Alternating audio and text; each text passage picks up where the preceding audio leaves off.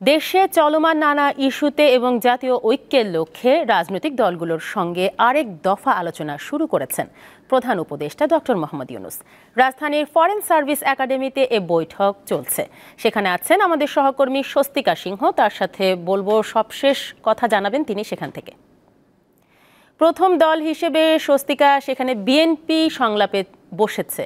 আমরা যতদূর জেনেছি আপনার কাছ থেকে, দলটির পক্ষ থেকে জাতীয় ঐক্যের বিষয়ে কি কি প্রস্তাব রাখা হতে পারে, এরপর কোন কোন দলের সঙ্গে সংলাপ রয়েছে? তানিয়া, অন্তর্বর্তী সরকারের যিনি প্রধান উপদেষ্টা রয়েছেন বা উপদেষ্টা পরিষদের সাথে রাজনৈতিক দলগুলোর কিন্তু বৈঠক এখন চলছে।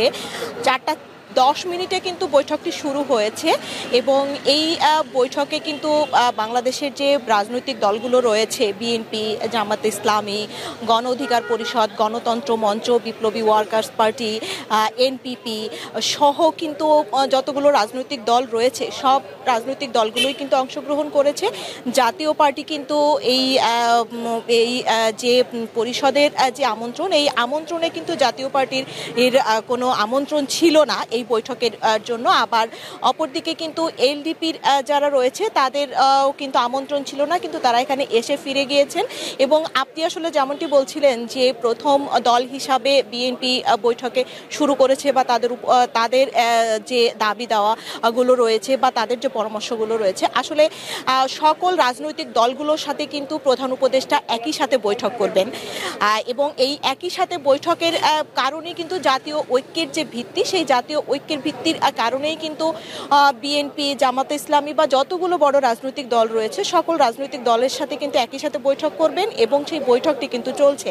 আসলে সকল রাজনৈতিক দলগুলোর পক্ষ থেকে কি পরামর্শ দেওয়া হবে বা কি প্রস্তাবনা দেওয়া হবে, এই প্রস্তাবনার বিষয়টি কিন্তু বৈঠকটি শেষ হলে রাজনৈতিক দলগুলোর সাথে কথা বলার পরে, রাজনৈতিক দলগুলো বের হওয়ার পরে কিন্তু আমরা আসলে জানতে পারবো।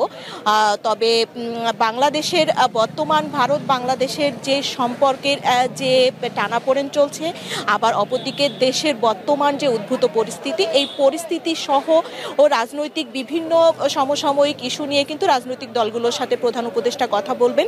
এই কথা বলার উদ্দেশ্যেই কিন্তু আজকের যে বৈঠকটি সকল রাজনৈতিক দলের সাথে ডাকা হয়েছে। আবার অপরদিকে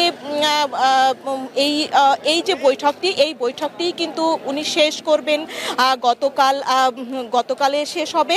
3 দিনের একটি বৈঠক চলছে। এই বৈঠকের মধ্য দিয়ে কিন্তু যে প্রক্রিয়া রয়েছে, প্রক্রিয়াটি শেষ হবে। আমি যদি আপনাকে একটু দেখাইতে চাই বৈঠকের যে প্রক্রিয়া, সেই প্রক্রিয়া কিন্তু চলছে এবং বৈঠকটি কিন্তু ইতিমধ্যে প্রায় শেষের দিকে।